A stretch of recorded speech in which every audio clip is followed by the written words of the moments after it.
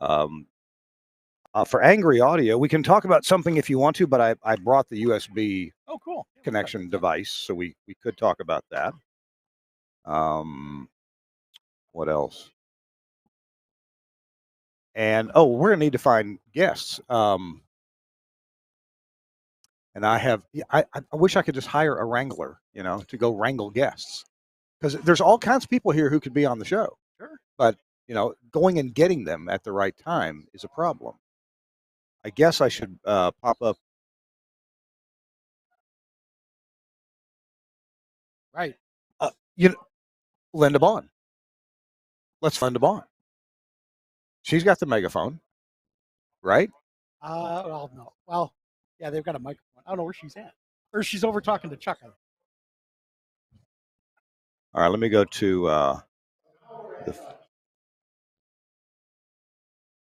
right. Now serving D27. We that's right. We can go ahead and roll the stream if you want, if you haven't already. We could be like really cranky people. What do you want? There we go. There's the stream. All righty. We will like and share. Share now public, and we will also share this to a page. TWiRT switch.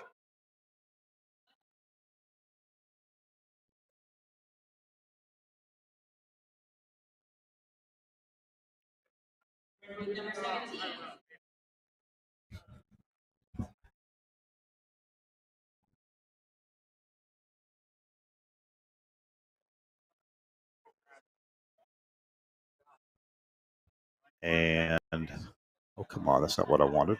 I want me. And where else should we share this to? The usual, well, if it'll pop up, the broadcast hub here, to a more options, to a group, broadcasting club, and boom. Okay. Well, Chris, definitely gonna need your help in waving people down. It's time to start the show. All right. I guess let's get to the page where we can see ourselves. Oh, there we are. Come on in. Howdy. All right, are you ready? I'm ready. All right. I hate that phrase, but let's see. There's the camera. Okay. Right in the first place. Yeah, you're right in the first place. All right. Sorry, I'm so nervous. It's the lights in the camera. I'm trying to clear my throat too. You'll be okay. Yeah, that's not me. No. Well, no, we're in the monitor. What we're hearing is the monitor mix. Oh, okay. And that's how we're hearing Suncast here, and then I have this wireless mic that's charging down here. It'll come in right there. Sure. Yeah. Okay. Sure, Kurt. Here we go. This Week in Radio Tech, episode 665. I don't know what we're going to do next week. And we'll start in 3, 2. Hey, welcome into This Week in Radio Tech. We are live in Madison, Wisconsin, and my cohort, Chris Tarr, is right here with me. Normally, I have to look at him through the computer monitor, and here you are. And you know what? For once, the weather is the same. For both of us. For both of us. That alone is pretty impressive. Oh, my goodness. So, Chris, tell us about where we're at. Why are we here together? We are at the Wisconsin Broadcasters Association. They have a broadcasters clinic. It's a once-a-year event over 3 days, and it starts out. First day is radio, second day is mixed, third day is TV. This started many years ago. I can't even go. It's 50 years ago. Really? Yes. Oh, wow. And it was actually the FM clinic. Yeah. It was actually part of Wisconsin Public Radio. Oh. Their FM engineers got together and they decided to have, from all over the place, they decided to have this convention where they did teaching and some other things like that. That eventually evolved into the Broadcasters Clinic. And it's put on by the Wisconsin Broadcasters Association. It's a little bit of a trade show, a little bit of learning. We have sessions over 3 days, technical sessions. And then, of course, where we're at right now with the exhibitors. I've noticed that almost every year now, they've asked me to come speak, and I'm honored. But they always put me the first slot on the first day. and am I just the warm up act for the main event? And that's fine if that's what it is. That's Well, fine. yeah, we knew that like the first session on the first day, there's nobody there. Yeah, I know. They come in, whenever they come in. So yeah, perfect place. No, I mean, you, Jeff Walton is another one. Yeah, You guys yeah. are kind of the staples of the program, so we know that putting you guys in early on will get people in the doors. So we actually like you. So yesterday you were what, moderating or introducing people? I was introducing. Uh-huh. And then today, what's your function here today? So today, I did 2 different sessions. I did a panel on saving AM radio or discussing AM radio, Uh-huh. and then I did a second one solo of EAS and talking about the changes coming up in EAS for everybody and for the state of Wisconsin. We talked about how the national test went, and some of the things going on with Amber Alerts, those sorts of things. So I was actually for almost an hour and a half was up on stage with a microphone. So it was a little hairy. How was the EAS received? Because you did something similar in Nashville, didn't you? I did. Yeah, it was actually almost the same presentation, Uh-huh. with the addition of talking about the results of the national test. And from what I hear so far, it's been all positive, which is great because I'm not comfortable doing those. Did you get to attend the session last night? I did not. Those are always the best. Yes, and we ended up had a group that just had to go get some dinner. Yeah, they have on Tuesday nights. They have what's called Nuts and Bolts, which is a very informal. They serve beer and brats. This is Wisconsin, and it's really just kind of an informal. Wait, you mean that there was food here? Oh yeah. Well, we didn't have to go anywhere for food, did we? You did not. Oh, gee. Just you gotta. I got to read the program. Get you hooked up. Yeah. Okay. I'm on the board here. I can, I'm on the committee. I can hook you up. Well, wait a minute. I don't have an excuse, but neither do you. I know. Well, I was working. I was tired. Yeah. There's actually a lot of work that goes into this. We have an amazing program committee. We started our work shortly after the last clinic, and started planning for this year. And just like with any other thing like NAB or whatever, we have a call for papers. People, and when we have our standbys, we know we can just ask. Well, if nobody fills this slot, there's always Kirk. We know we can get Kirk to come out. And it really is it's almost an entire year to get this set up and get all the programs set up. So just being here, I'm taking count for different sessions and introducing people, and this year doing a couple of sessions with it. So it's been a little crazy. I tell folks in yesterday's session that I did, I of course talked about virtualization like I always do. I had some video clips of engineers and station owners who are now using some of these things, and we did a live remote broadcast, if you will. The cool thing was we did that broadcast. It's laying somewhere else around here. We did the broadcast with a Chromebook. Yes, yeah, $269 Chromebook that has a touch screen. Right. And I literally opened a web page that I know to open, and we were talking back and forth with the control room. And it was pretty amazing, and a lot of eyes opened up as you stood at the podium with this Chromebook in your hand like this, so everyone could see. Yeah. Talking back and forth and adjusting the faders. And those are the kinds of programs that we really like, because part of the job here is education. Not only is it a trade show and that sort of thing, but we really value educational programs here. We're more of an educational program surrounded with kind of a trade show thing. But all of the programs we do are really based around education, whether some new things with audio over IP or even browser-based controls. We've got some sessions we did EAS, we did regulatory stuff coming up. So a lot of different virtualization, security, all those sorts of things. We want people to learn something while they're here. You had a panel on AM, the future of AM. I'd like to hear about that, but I have a job for you. It'll be very well paid. Okay. I'm going to talk about Nautel for a moment. Yes. And I need you to go grab some of the people around here. Sure. Now, there's Kevin over there. This is his booth. We're in the SBE's booth. Kevin, gray-haired fellow, black shirt. Kevin Ruppert. Yeah. I'm sorry, Ken. Yeah. And so he we also might want to say Bill. something.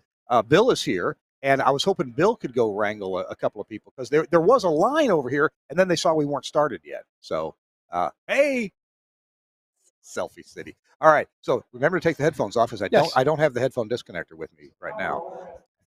And you got 60 seconds. to get 5 guests. Okay, here we go. Hey, our show is brought to you in part by Nautel. Thanks, Nautel, for sponsoring the show. And Nautel, they're a sponsor here. They have been for years and years. In fact, Nautel was honored yesterday during our luncheon for consistently sponsoring this show for so many engineers, and it is a big show. So Nautel is, of course, doing their Transmission Talk Tuesdays. They're doing 2 of them this month, October the 17th. So that's coming up in a week, less than a week. It's next week, and October 31st. Both of them were talking about transmitter site considerations like antennas and lines and combiners, inspecting these things, air handling and cooling. That's coming up October 31st. So now remember, an Nautel Transmission Talk Tuesday, it's not a webinar. It's not something that, well, you can sit idly by and just take in the information, but you can also raise your hand virtually and ask questions. You could even submit a question beforehand, and if you want to, Jeff Welton can turn your mic on and let you ask a question live of either Jeff or one of his expert guests. So Nautel goes to a lot of time, trouble, and money to put these Transmission Talk Tuesdays together. And as an industry, we really appreciate this, and I sure do as well. All kinds of things from IP transmission to transmitter repairs to transmitter site considerations like what's coming up here. And just a really wealth of information that Nautel makes available, as well as all the other resources on their website. So go register at nautel.com/webinars and click on Transmission Talk Tuesday, and you can get yourself registered. It's really quick and easy to register. They'll send you an email the day before and an hour before, and that's all they will bother you about that. Check it out. Thanks a lot, Nautel, for sponsoring This Week in Radio Tech. Look who's here. Bill Bennett is here. You toss a headset on there, young man. And let's see if we've got you on the right. Check. 1, 2, 3, 4. Yep, there we go. That's the right there one. We are, Okay. number 4. Good deal. So, Bill, it's good to see you, man. My friend, it is great to see you too. You are providing an interesting service at the presentations here. Yes. Enco has been here for several years, providing big screen TVs with some interesting information on them. Tell us what Enco is doing. Right on. Cool. Yeah. Thank you. So we have this product that we call Encaption, right, which is an automated AI-based caption technology historically used by television broadcasters to stay compliant with FCC regulations. Yeah. But over time, we find that there have been finding many other uses for it, and one of these uses is to send captions to large video monitors, where people in a room can be watching what is being said on these caption displays in real time. So if somebody is maybe a little deaf or hard of hearing, or maybe doesn't natively speak the language that's being said, they can look at these monitors and see what's being said. And at the same time, it's also saving transcripts, which is a cool opportunity for radio broadcasters and repurposing audio. You mean all those things I said? Oh yeah, it's in writing. The dad jokes too? Oh my God. The best ones are, the worst ones are in writing. Yeah. Okay. All right, fine. So if you pay me, I will delete them. so that's Encaption, and you've had that product for a few years, since 2006, I think. Okay. Yeah.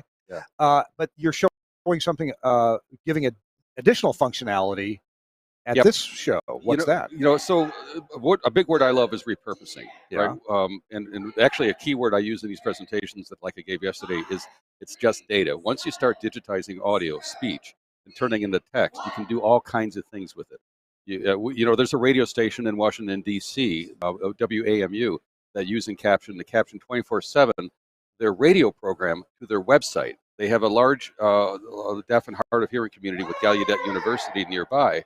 And those folks who can't hear can't enjoy radio. And of course, that's a news station in a market where lots of big things are happening. Yeah. And if you can't hear what they're saying, it has no meaning to you. But if you can read the captions, you can read what's being said on there. It's cool. Wow. It seems like the first time I ever saw Encaption, maybe Gene Novacek is the one who showed it to me. Could well have been. And what he said, we're making possible radio for deaf people.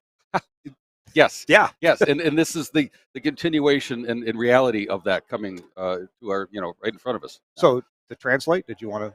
So we also were showing, and we have a real-time translation engine that does a couple of dozen different languages. So we were showing German for the first sessions yesterday, doing real-time translations so you see English on top and then the German below. Earlier we were playing with Spanish and French and in Dutch and in Danish. Oh my God! So this is Dane County, right? Got to try Danish. And that's kind of neat. We'll be showing more of that too at NAB coming up. how long a list of languages do you have? I think it tops out at like 31 or Oh, my something. goodness. Oh. Yeah. One you don't have, I'm sure, Pig Latin. You don't have Pig Latin. Well, yeah. Did I just say this is just data, which means we can build that? We can make anything into Pig Latin. Now, I'm sure you've already had this idea, but Right. next is AI 3D rendering of sign language That would be amazing. to go along with it, right? Oh, wow. That would be amazing. Yeah, send me a royalty. That'd be great. Okay, you got it. Kirk, what a blast. This Good to event see you. is like family. It's every year. It's a favorite show, and it's family here. And it's just great to see everybody. It's great to have you on and putting on a free plug, but there is a cost. You have to go find a guest. Right on it. Okay. Great. Headset off to Linda. Awesome. Make sure you take it off. I don't have the angry audio headphone disconnectors. Chris, you want to come back in, or are you out roaming? There we go. Hi, Linda. Come on in. Come on. Come close. Come close. Come close. There we go. We can all fit together here. There you go. Oh, and we're gonna get a selfie here. Hi, everybody. Okay. Cool. All right. So we're again at the Madison, Wisconsin show, the Wisconsin Broadcast Association Broadcasters Clinic, or Broadcast Engineering Clinic. Broadcasters Clinic. Broadcasters Clinic. There you go. Right. We just assume it's engineering if it's a clinic. Linda Bond, hi. Hi. Good to see you. I'm going to move this out of your face a little bit so the camera can catch you. Okay, great. The camera loves you, Linda. So tell me what you're doing here this year. Oh, boy. I am helping the Broadcasters Clinic Committee and the Wisconsin Broadcasters to put on one of the best shows that we do, and that is the Broadcasters Clinic. We pull from 24 different states in attendance, and right now we are doing the exhibitors reception and the luncheon, and we provide a lot of educational material that is up to date. We just got done with a panelist that talked about the future of radio. Of AM radio. AM radio. And Chris is going to fill us in on that in just a few minutes. But, right. Yeah. And then Chris did a session. You done a session, and everything was well received. Yeah. And we're doing everything we can to further the engineers. I'm going to have to read the encaptioned transcript because I was here setting up. Linda is we call her she's a fellow engineer now. Just as part of part of the group. She has been so involved and so helpful in her role back with SBE and then with the Wisconsin Broadcasters Association with programs for engineers, for building this up to be a premier event for engineers. That's all Linda. That's all on Linda. So she's an honorary engineer. And we're so fortunate to have her around because she really is the glue that kind of puts it together. The committee comes and goes, and Linda has just been a factor in this for such a long time, and we love her to death. Oh, thank you. I appreciate. I'm an SBE fellow. Oh yeah. So that I love that portion as well. The engineers have my heart, and always will. And until I think I've tried to retire a couple of times. We haven't let her yet. That's right. She's tried. I've tried. So, but I'm sorry. I'm going to ask a couple quick questions. You said there are people here from 24 different states. About what's the attendance? What's the engineering attendance? Usually around 150 to 200. We had people from. I just talked to someone that he has 40 years here, and he's from Alaska. He comes every year. Is that John? That's John. John Antonin. Yeah. Right. And it is one show that I keep getting told over and over. You just can't miss it. Yeah. There's a lot of great shows out there. Well, notwithstanding my presentation, the engineering presentations are really top notch. Right. You learn what's going on in the industry right now, and then a few times they take you back to fundamentals. Things, hey, here's something you haven't thought about for a while that you need to be on top of. Right. And one thing the committee always asks itself when it's doing the selection of the things is, would I send my engineer here and have him miss 2 days or 3 days of work when I really need him at the stations because he represents us? And if we answer yes, and we're good to go. You know, but if there's something I'm not for sure about, then we'll revisit it as the committee because we want the content to be just top notch. And leaving work, that's no longer a factor. As Chris and I both know, we've been working for our stations while we're here. Exactly. You know, We're well handling. connected. Yeah. Maybe Chris didn't have an emergency. I've already had a couple of emergencies. Right. You know, but you know, these days you can handle most of it from a laptop. You really can. But the smaller stations, especially in Wisconsin, Yeah. that are up in Rylander and they only have one engineer and Yeah. that engineer is here, they want to make sure that that engineer is getting. Oh yeah. Right. And a lot of times they can't go to NAB or anything else. Exactly. So this is their best opportunity to get some education. Yeah. Absolutely. And we pride ourselves on that. The committee is phenomenal. And thank you for being a part of that committee.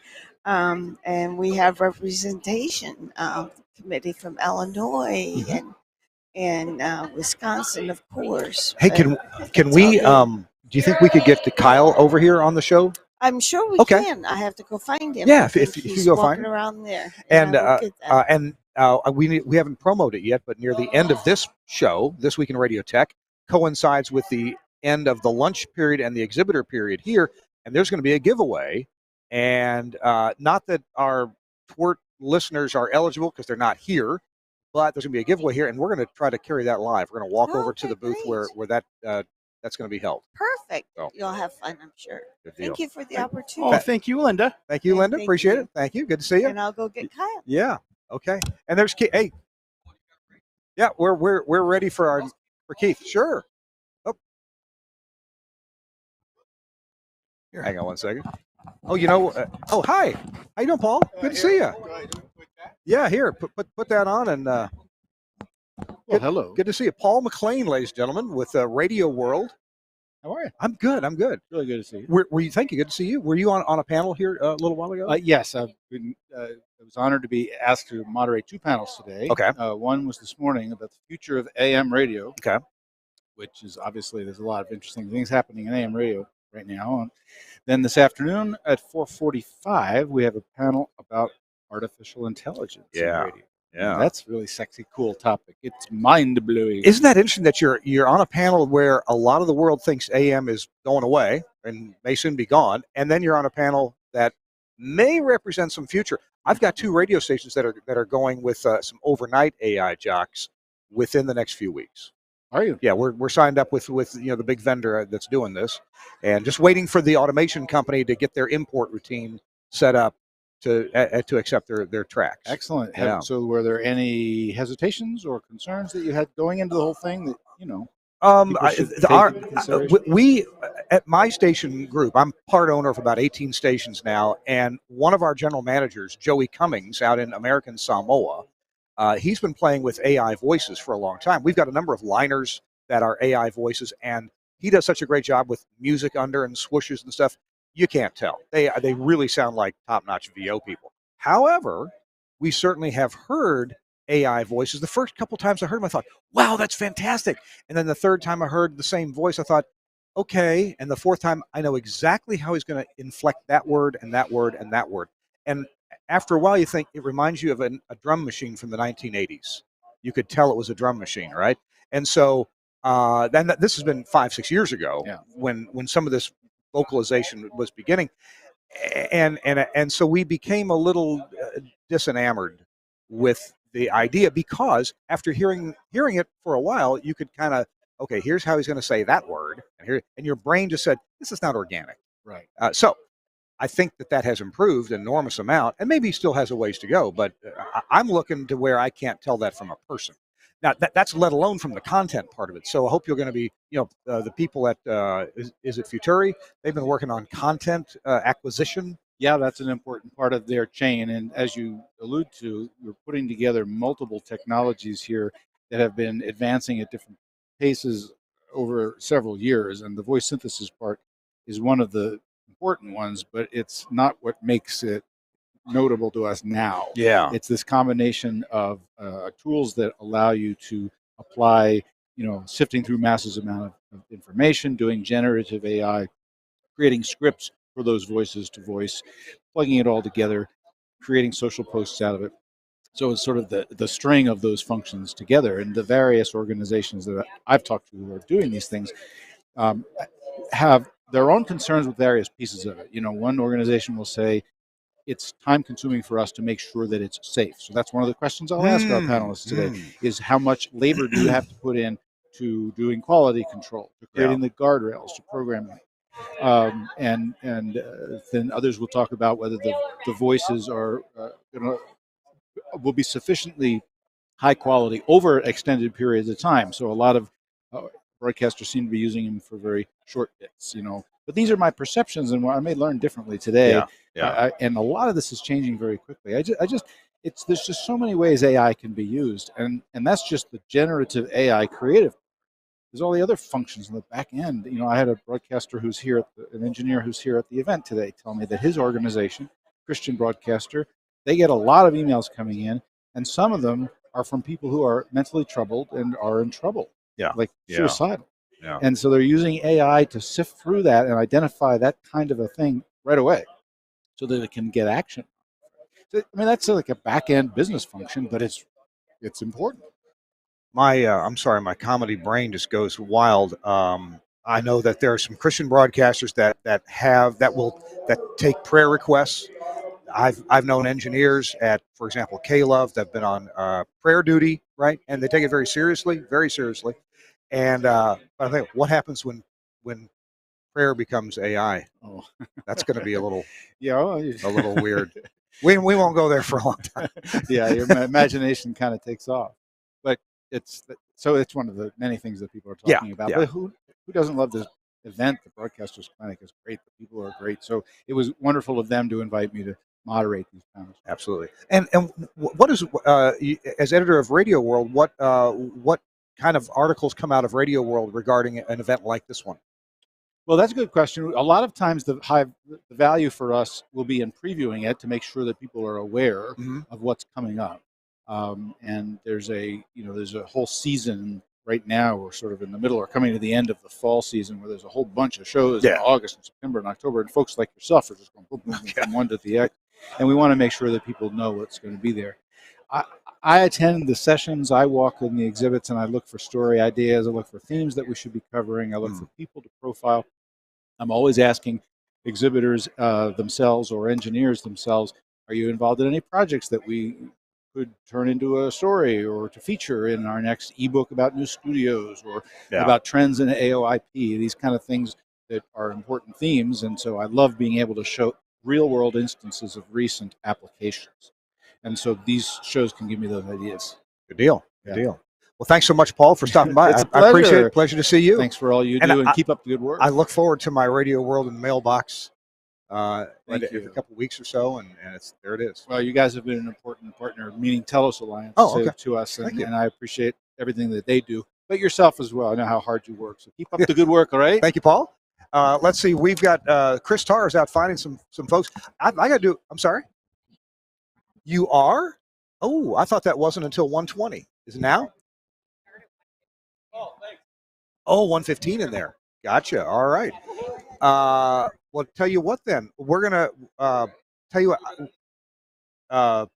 Suncast, I need you to grab our commercial for Broadcast Bionics, a recorded commercial for Bionics, and let us do that while we get the other camera connected here. All righty? If you can do that, I know that's short notice, Suncast.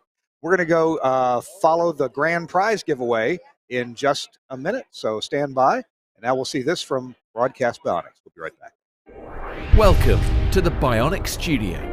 The Bionic Studio brings all audience interaction to the fingertips of a production team in radio, TV, and podcast. Our workflow-led system is working 24/7 around the world for small broadcasters and national and international networks.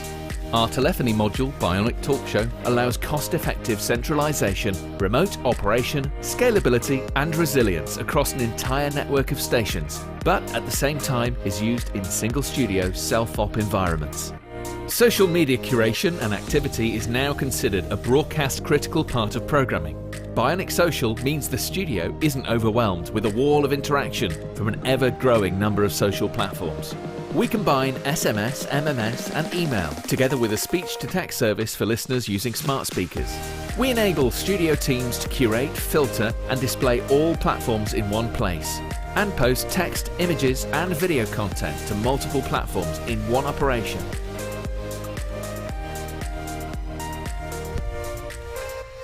Effortless collection of video content with Bionic Director has helped position some of the world's most successful stations as leaders in viral content, generating appointments to listen and free marketing via retweets and shares. Bionic Contest enables end-to-end tracking of on-air competitions, live reads and prizes. These can be on-air contests, automated SMS entry or online. Anywhere, and Skype TX for Radio brings high-quality audio and video contribution into the studio with ease. No need for dedicated PCs to run different applications. Everything is controlled within the Bionic Studio UI, and incoming connections are visible to users along with all other platforms. Our codec integration enables connection, algorithm configuration and directory to a wide range of IP and ISDN codecs. The Bionic Studio, a unique suite of products designed to enable your talent to work smarter. Really? Is the ad still on? You're on. Oh, I'm on. Hey, cool. Hey, everybody. We're kind of mobile here. We're going to go over to where the grand prize giveaway is. So let's go do that. Follow me. We're going to the booth of Anco, not to be confused with Enco. Hey, he's right here. Come here. Hey, I'm Kirk. How you doing? Hi, Scott. What is Anco? We're a full-service tower erection and maintenance company. Awesome. And you're live on our podcast, This Week in Radio Tech. About 3,000 engineers watch this. Oh, wonderful. And we came here to do the big giveaway, right? Awesome. Tell me what we're giving away. If you want to hold that up there, you can tell the engineers what's going on with that. It's a Milwaukee drill and impact combo kit with a extra battery. Oh, man. I just built a radio station in Oxford, Mississippi, and I don't have one of these, but our general manager does. I put that thing to so much use. It was fantastic. On all our crews, and they're awesome. Yeah. They last forever. They're amazing. Well, let's see how we're going to give this away. If you want to put the volume down a bit on that, good. All right. Here we are with Michelle and Jim. So how's this giveaway work? Well, we're figuring that out. Okay, good. About time somebody did. What we're going to do, I think, first of all, is ask everyone who has a royal flush to come up. Oh, okay. So on the speakers, you're going to do that? Okay. I'm going to do it right now. Jim, go ahead. So everybody is participating in the poker hand. Everybody, you pick your five cards for your hand out of the cards you've collected from all the booths. So basically, I believe there's a number of you with royal flushes, which would be the highest hand. So everybody with a royal flush, come over to Anco's booth. It's booth number 5. I hear people still talking out there. Yeah. Hey, everybody, we're doing a big giveaway, big giveaway. And listen to what Jim says here. Jim, tell them what they want. Well, they will win a Milwaukee tool. It's a combination cordless drill and impact driver. Awesome. Well, so we're waiting for a few people to show up with their cards, right? Yep. Hey, there's one. Yep.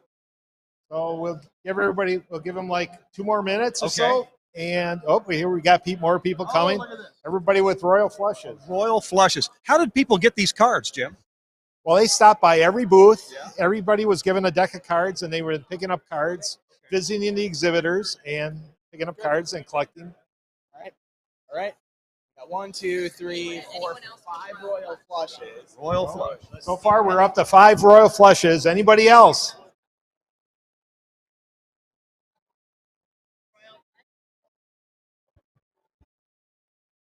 Jim, for engineers who don't get out much, what's a royal flush?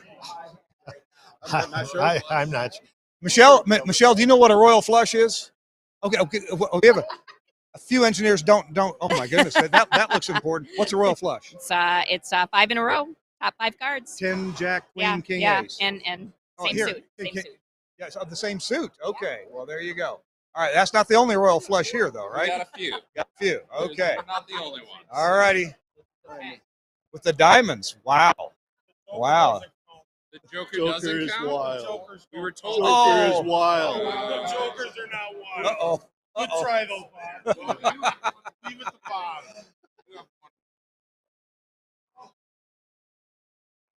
So we have some royal flushes, but we also have some almost royal flushes.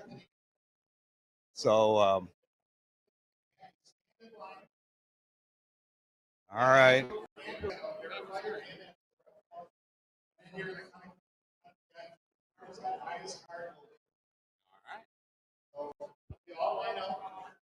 Line up in a row. Should we do line up in a row next?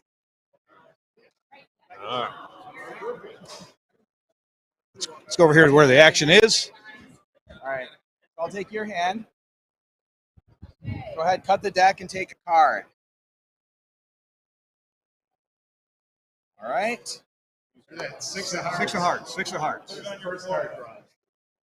Cut the deck, take a card. Four of diamonds. So six All of right. hearts. Here's James Nelson. Cut the deck, take a card. And the win. Oh yeah. Six of diamonds. Six of diamonds. All right. Okay.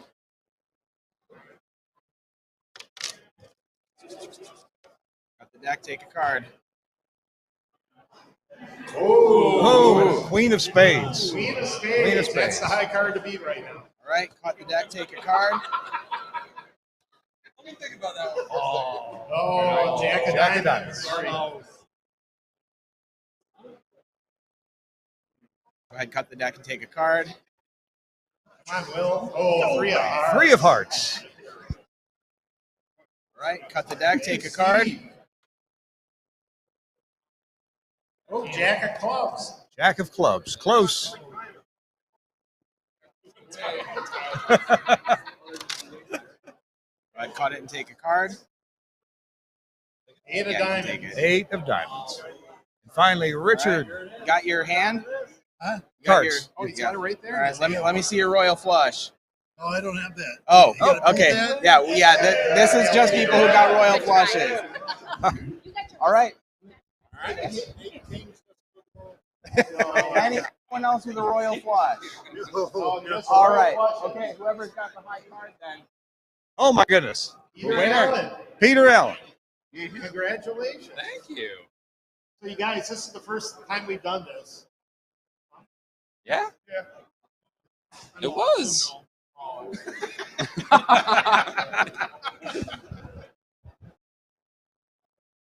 Little interview. Who Oh, are you? What's your goal? What's your goal in life? Come on My in. goal in life. Oh my goodness. So I'm a broadcast systems engineer for the ECB, Educational Communications Board for the state of Wisconsin. We handle all the public broadcasting. So public television is kind of my main baby.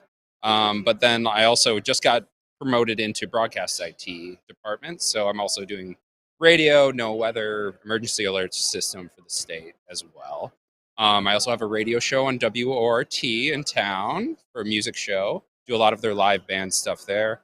I'm actually in the process of finishing a pilot episode for my first TV show as well, a music TV show. Hopefully, getting that on air as well.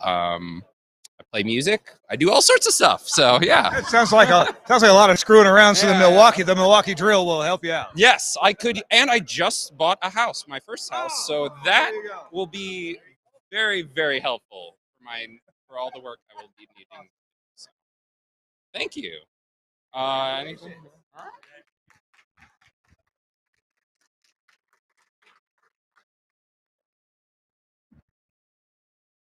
Kyle Giesler is taking their picture right now, and I want to get Kyle over here to chat with us for this minute. Congratulations, Peter. Yeah, a little. Hey, It worked, though. so would you mind if we talk to you for a second, Kyle? Uh-oh, the lights are going out. Uh-oh. Generator Not done power. Okay. Oh, Oh, yeah. Kirk, turn the lights out. Okay. Ah, Did you hit the on off? there we go. Okay. Who knew? Engineer. Who knew? Figured it out. Who's this real quick? Andrew Kennedy. Hi, Andrew. Hi. So you were the official here. Yeah, I'm apparently the most experienced poker player on the board. So, Well, I'll stay here and talk to Kyle. all right. Kyle, what's been your job in putting this whole Wisconsin clinic together? Well, the Broadcasters Clinic Committee is the one who sets everything up for this event. They decide who the speakers are going to be, what the events are going to be, what we do with the exhibitors. I'm here to carry out their vision. Okay. Yeah. So tell me about what you think this year's been in terms of turnout, interest, what people have learned, enthusiasm compared to past years. Has it been a good show? We've had a strong show since the pandemic ended, and we've really continued at that level at this where we are right now. We had a lot of great interest this year in the speakers that we had, and we had a great lineup. And I've heard lots of positive feedback already from the attendees about the sessions that we've had so far. Of course, we have many more to go. Yeah. But great feedback. Very happy. The way you guys do this, Tuesday tends to focus on radio issues. Wednesday, a bit of each, and legal issues maybe?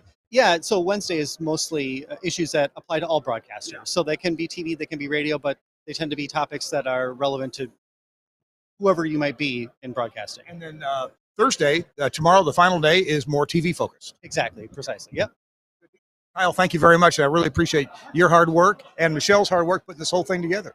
All right, tell you what, we're going to take another break. We're going to hear from Gary Morrill with about Max Connect's wireless offerings, about how to get high-speed data and get it reliably with almost no packet loss, static IP address, all that stuff. Gary Morrill is going to tell you about why he loves it. We'll be right back. I'm Gary Morrill, Midwest Regional Director of Engineering for Alpha Media. When I first spoke with Josh Bone about Max Connect, he told me they'd work great for remote transmitter sites where connectivity was a challenge. And he's absolutely right. We even have sites where we're using this as a backup to our STL using Max Connect's dual carrier option, and it works perfectly. We also have times where we need to be able to get out to a venue where it's kind of challenging because everybody and his brother is trying to stream video at the same time, like at a big sporting event. And you know what? Our data gets through every time because it's prioritized packet data.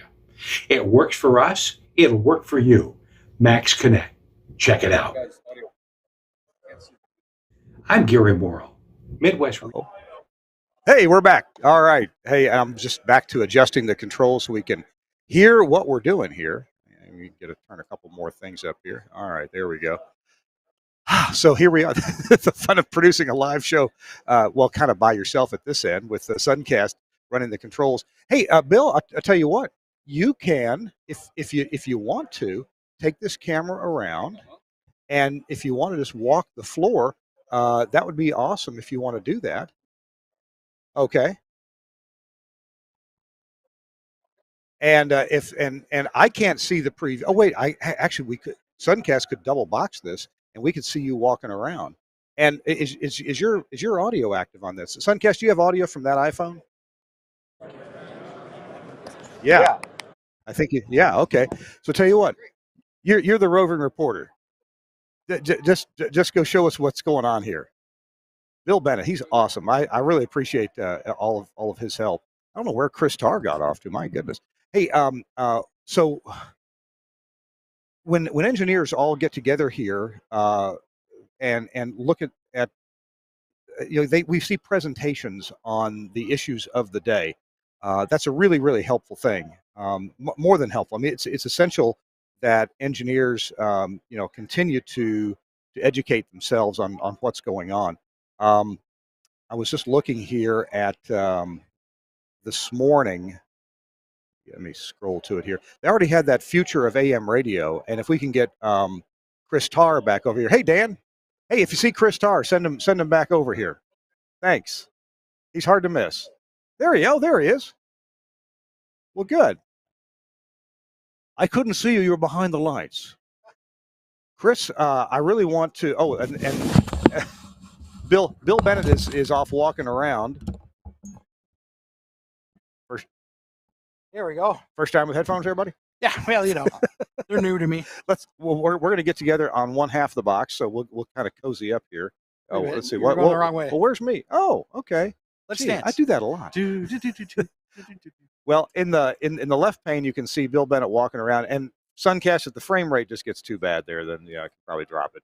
I want to ask you about the future of AM. Yes. The future of AM. Here, let me fix your hair. Yeah, thank you. Future of AM panel this morning. What got discussed and what got settled, if anything? Well, I don't know that we settled anything. It was David Layer, Paul McLean, and David Oxenford. Yeah.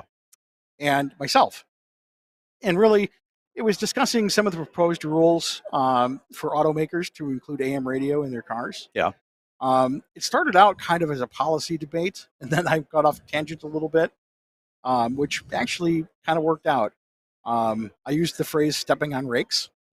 As broadcasters, that's what we're doing with AM. That sure brings a visual to mind.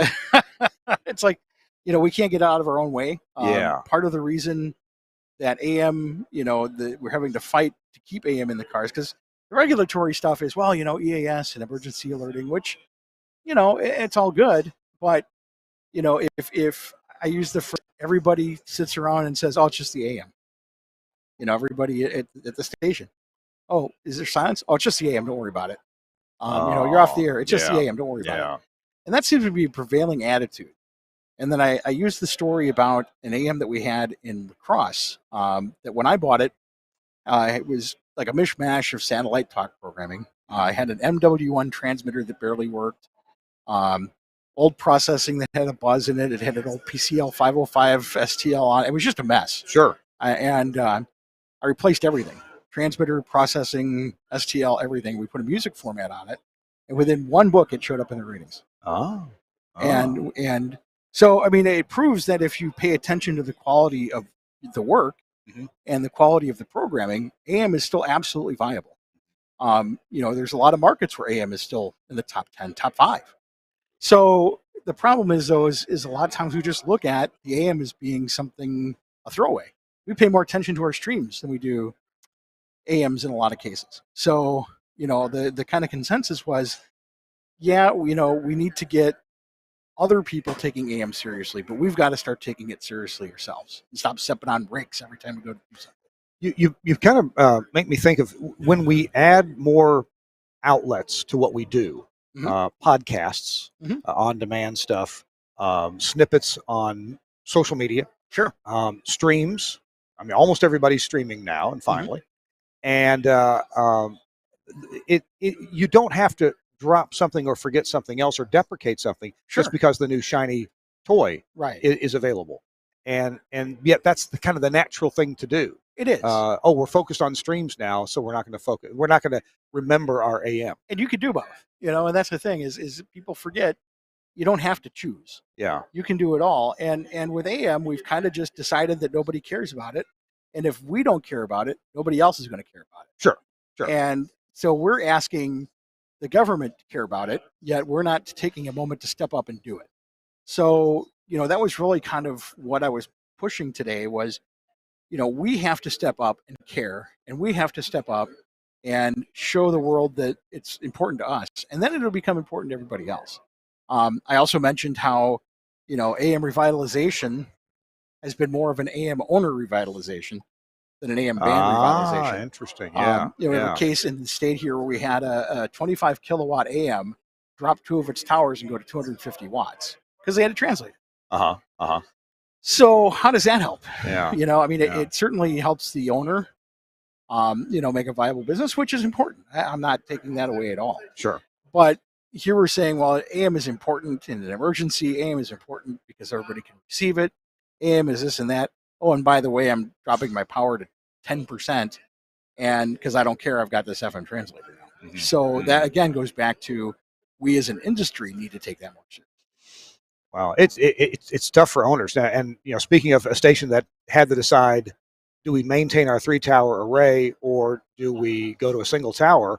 One of my stations did that. Yep. And it's understandable. It didn't hurt us during the day, but at Right. night we're 53 watts. Right. Whereas we used to be, I forget how much, but we used to be higher power at night. Although we now have a translator on it as well. So it's tough. And we can't even we can't find somebody to cut the grass. Right. Literally, we offer money and people say they'll show up and they don't show up. Yeah. We give them we offer them their asking price. We're not Sure. setting the price. How much do you want to cut these 7 Right, acres? You know. right. Well, that's, those are all, I mean, those are all realities. And unfortunately, with AM revitalization, we didn't really look at any of that. We looked at the Band-Aid. Yeah. We didn't Yeah. look at, how does local regulation affect tower siting? How does, natural disasters and multiple towers, is there a way we can make it easier to light multiple towers to save money? Things like that really should have been part of this weren't. And so it's not to say that this was all bad, because it's not. But again, it's kind of like, if we want to save AM radio, we have to start with ourselves. Yeah. And start with us working up rather than up down. It's interesting that the few stations in the country where all they have is an AM, right? Of course, 100% of their focus goes to that. Okay, maybe they're streaming too, but that's what they have is their AM, and you find a lot of enthusiasm for that AM, whether it's they put on high school sports or the school lunch menu report, or remember we used to do the hospital report? Oh yeah. The obituaries, the obituary, Tradio. Oh yeah. Yeah, and those, obviously they have a vested interest in it working, and it's also proof that it can if you focus on it. And then there's a lot of these where you've got 5 FMs and an AM. Yeah. What are you going to pay attention to? Yeah. And we need to start realizing that those stations are viable. And the only reason why they're not at this point is because we treat them as if they're not. Gotcha. Yeah. It's you're going to get out of it what you put into it. Sometimes I feel like I'm such the canary in the coal mine with my stations, because oftentimes, the way I feel about my stations is either indicative of the way the industry feels, or, I mean, it's I'm not saying it's a leading or lagging indicator. I'm just kind of right in there with everybody else. Sure. One of our AMs, though, is a little black gospel station. We got an FM for it, and so we're on FM 2, which is nice. But that little AM station in Indianola, Mississippi, has an enormous listenership. Yeah. I mean, we can't use it for sales, but Nielsen does say it's the number. I mean, and I realize it's just once a year survey, but it's the most popular station in that county. Right. So AMs can certainly be viable. You want to hit your listeners with what interests them. Well, you want to also, use a lot of times people don't think you use the FM to drive to the AM as well, because these translators, some of them don't have very good signals. The AM signals are much better. Yeah. And really, that was also part of what translator was supposed to help you do, was have people discover the AM frequency. Use the FM to promote listening on the AM, and that really hasn't happened either. But neither here nor there. I just think that it's a hard sell to say, well, we need to regulate manufacturers into putting these radios in cars if we don't care. Yeah. And so we need to prove to them, we need to put our skin in the game and say, we're gonna work to make this happen, but we need your help. And then we can talk about really revitalizing.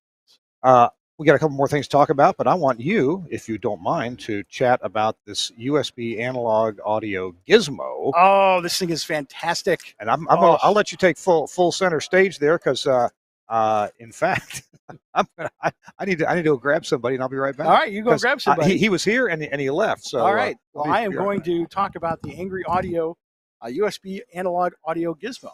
So if you have a studio or production studio, even like a hobby studio, and you're trying to run your computer into your mixer, a lot of times what you'll do is you'll just take the little mini jack, you'll plug it into the sound card, and you'll plug it into your mixer. Well, what happens?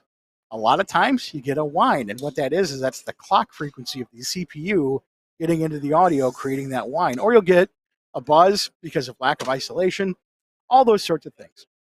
How do you prevent that? Well, you can get a sound card, you can get a transformer, or you can get one of these gizmos, which are fantastic. It's basically, you plug this into the USB jack on your computer, and you've got audio in and audio out in these nice Studio Hub connectors. And what that allows you to do is give you really, really high quality audio. The AD conversion happens in the box. It doesn't happen in the computer. So by the time the audio hits your computer, it's clean. It's been through a transformer.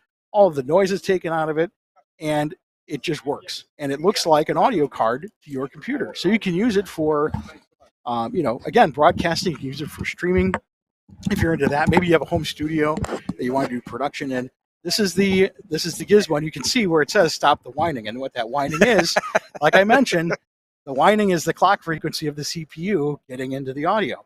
You can stop that with this gizmo by having that isolation. So get it today. You can contact your favorite broadcast dealer for more information on these. You can check them out online, angryaudio.com.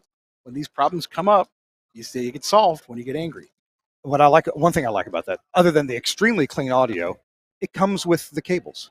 Yes. It comes with the adapters. And here's the thing. Look at that. And boom, you're done. Even the USB and both the male and the female XLRs. So you don't have to buy extra stuff. It comes with it. Yep. You're all set to go right out of the box. Ready to play. Yeah. Thank you, Chris. You're welcome. Awesome. All righty. And hey, Chris, next I've got Martin Reyes is here. Hola, ¿cómo está? Hey, how's it going?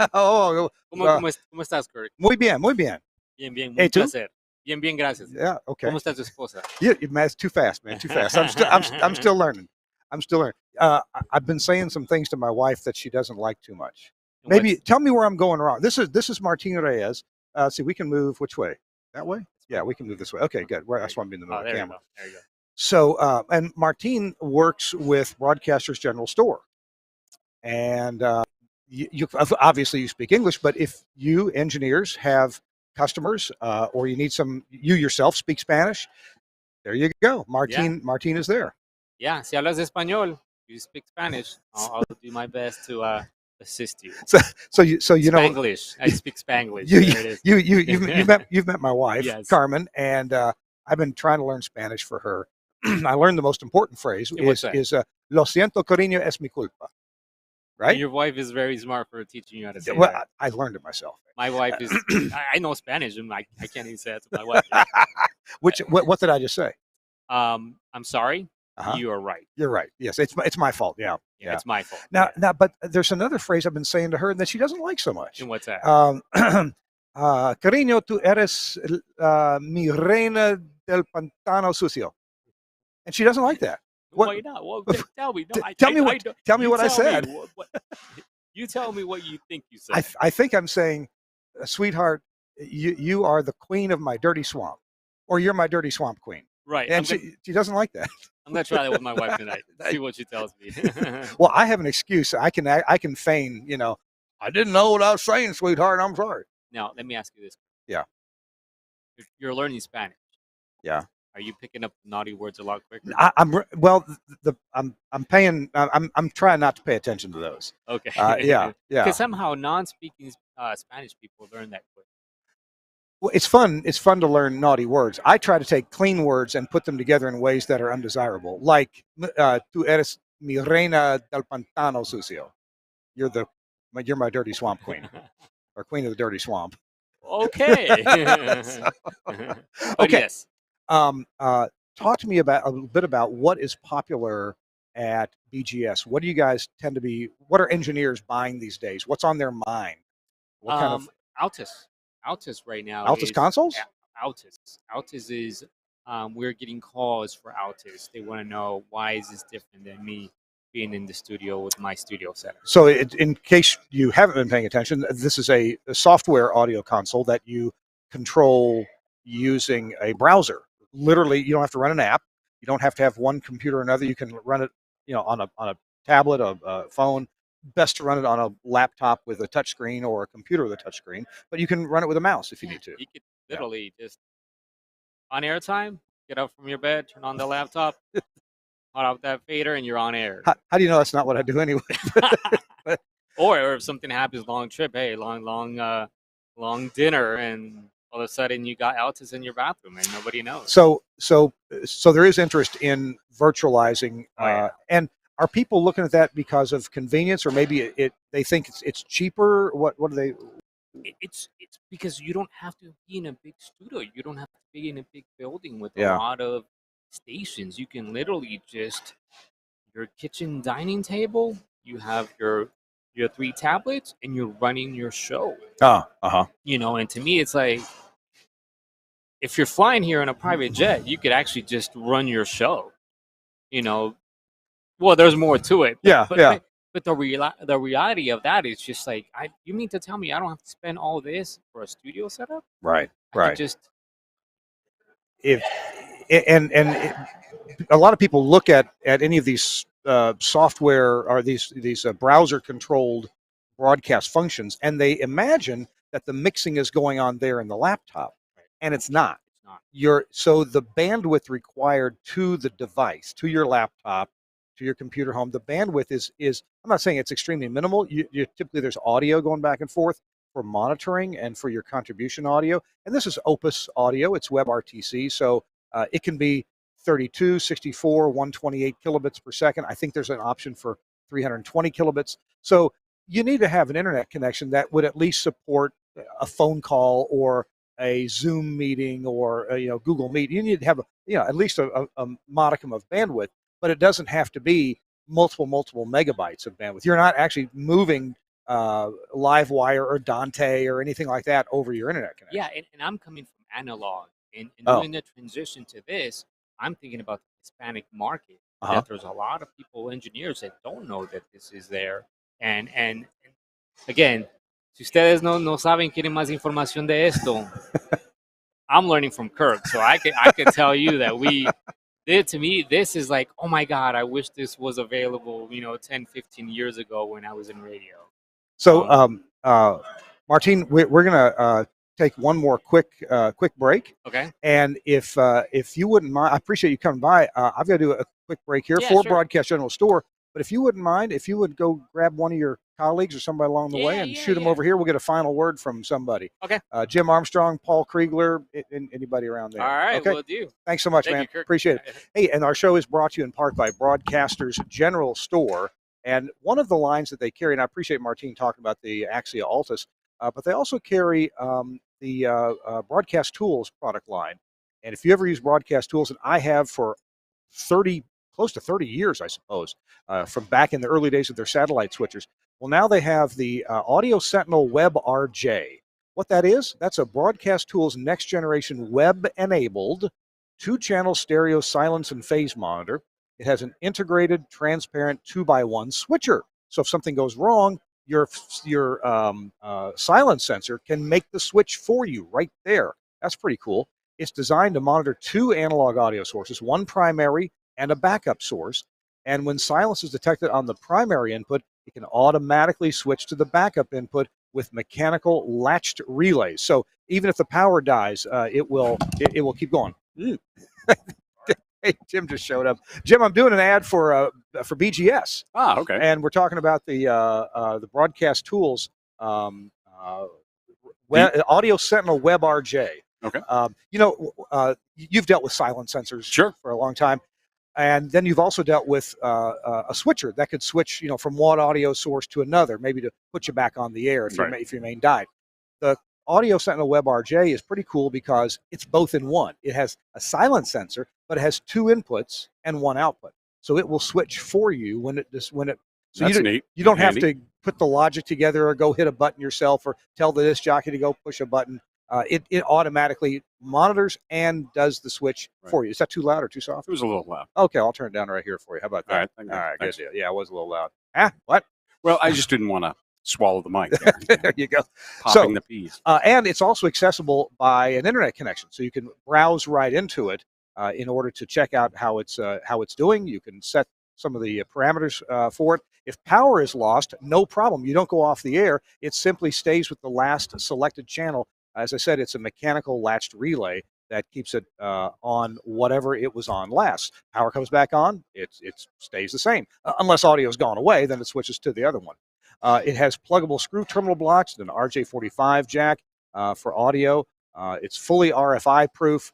It's really an awesome little box. It's a real convenience, especially for stations that maybe you haven't gone the whole audio over IP route. You still have some analog wiring in your station.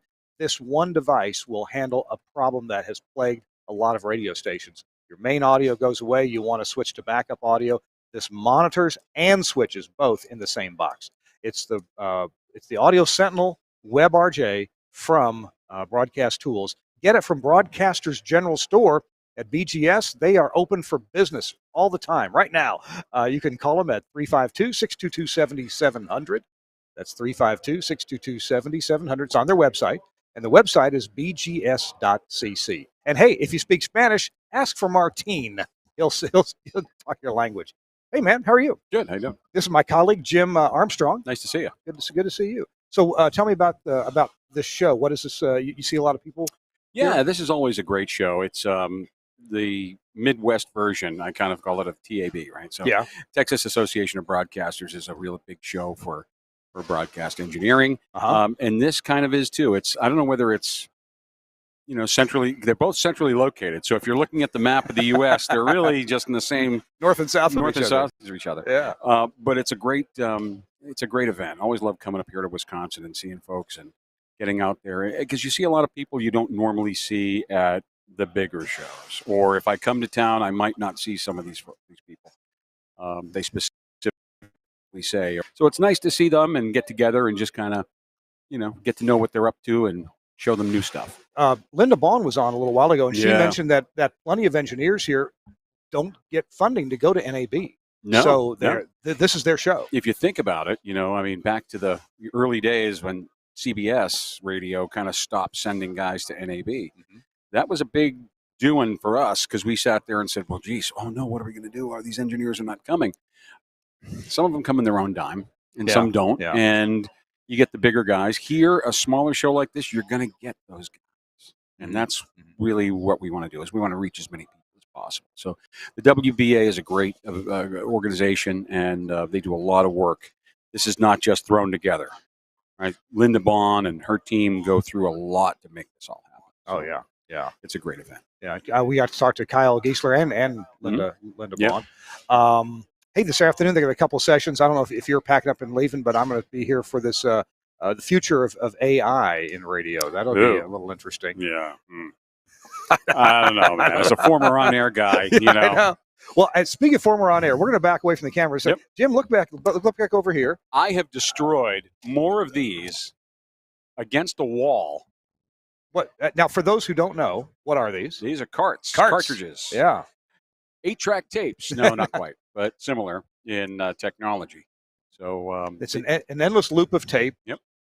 This one actually is empty, but it was at one point in life a 70-second cart. And if you want to know how much tape that takes, it's 44 feet of tape. You know how I know that?